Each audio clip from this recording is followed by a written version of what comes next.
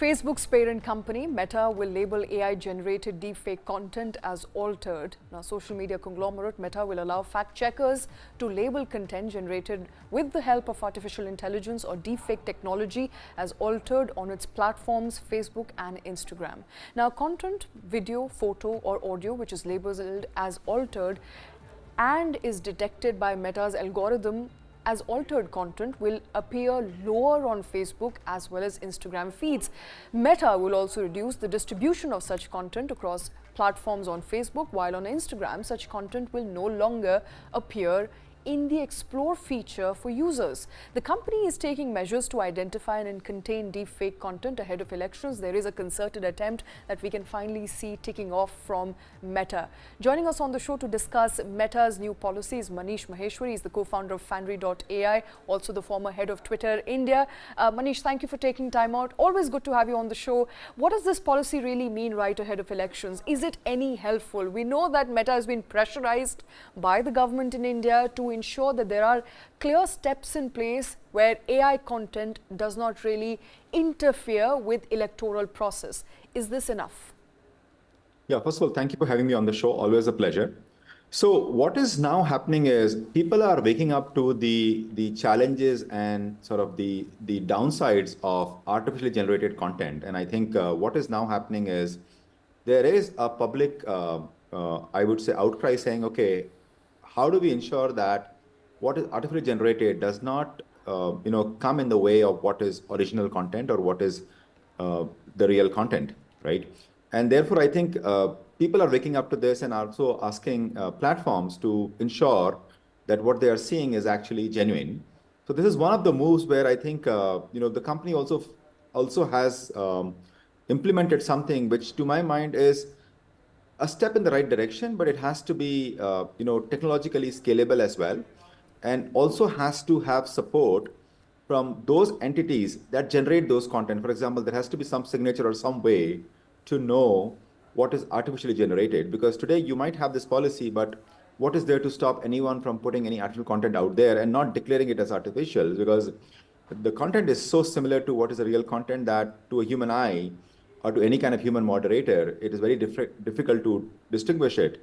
And even for a machine kind of an moderation or system-driven moderation, there has to be some way to figure out what is artificial. And I think this is just the beginning.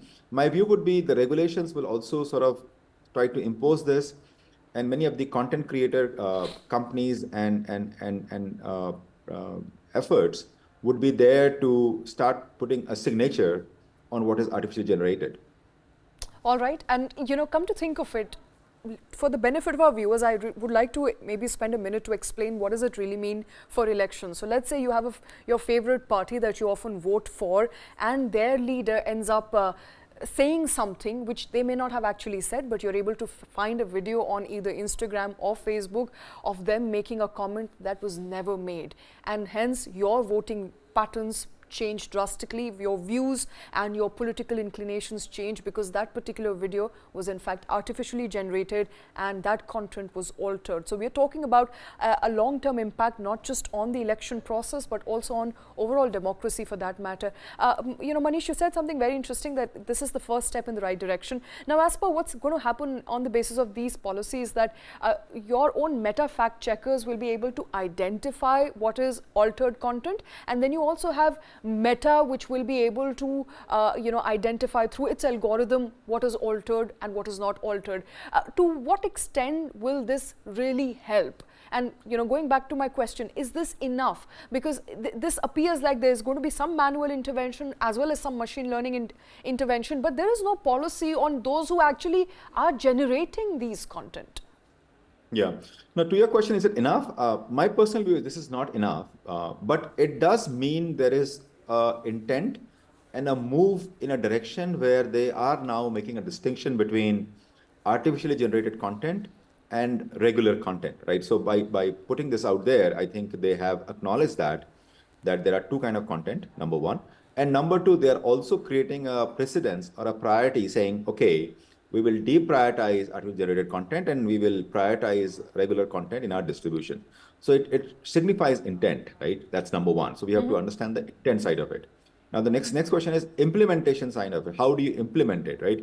So the mechanics have to be worked out, because today when you generated any kind of image or any kind of text or any kind of content from any of those Gen AI tools, there is no signature to it. There is no way to, once you put it out there on social media, how do you even differentiate between, was that picture actually taken through a real camera of a real situation, or was it artificially generated? So there is no way to distinguish that, right? So how do you even implement this intent is a question. And to your question about during the What about the election, creators, Manish, because there's no policy on that front just as yet.